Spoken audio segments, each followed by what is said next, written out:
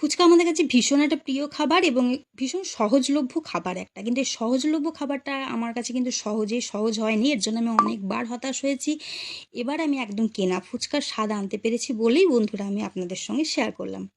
মিক্সারে আমি 2-3 মিনিট চালিয়ে সুজি পাউডার করে নিয়েছি জল দিয়ে, এইভাবে নরম করে মেখে ঢাকা দিয়ে আধ ঘন্টা রেখে দিয়েছিলাম। এবার ছোট ছোট লেচি করে আমি কখনো জলের ঢাকা দিয়ে কেটে নিয়েছি, আবার কখনো কখনো বেলেও নিয়েছি ছোট ছোট লেচি করে। বেশি বেলা হলে আমি ঢাকা দিয়ে দিয়ে রাখবো, শুকনো কাপড় ঢাকা দিয়ে রাখবো। তারপর ভাজার সময় ভাজবো। তেল যখন গরম হয়ে যাবে তখন তেল গরম হয়ে গেলে গ্যাসের আঁচ একদম ফ্লেম আমি কম করে দেবো, একদম স্লো আঁচে আমি ফুচকা ভাজবো। প্রত্যেকটা ফুচকা যখনই তেলে আমি দেবো সঙ্গে সঙ্গে ওল্টাবো। সঙ্গে সঙ্গে ওল্টালে আমার প্রত্যেকটা বলের মতো ফুলবে এবং বারে বারে আমি উল্টে পাল্টে লালচে করে ভেজেছি। যেটাই আমি অন্যমনস্ক হয়েছি সেটাই আমার ফুটবলের মাঠ হয়ে গেছে। এবার তেঁতুল জল, তার মধ্যে জলজিরা, লেবুর রস, নুন, বিট নুন দিয়েছি। আলুর চাট সুন্দর করে বানিয়েছি, কখনো ছোলা সেদ্ধ, কখনো মটর সেদ্ধ।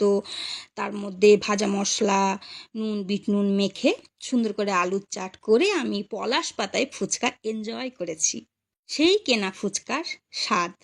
বন্ধুরা, ভিডিওটা ভালো লাগলে একটা লাইক, কমেন্ট, ফলো প্লিজ।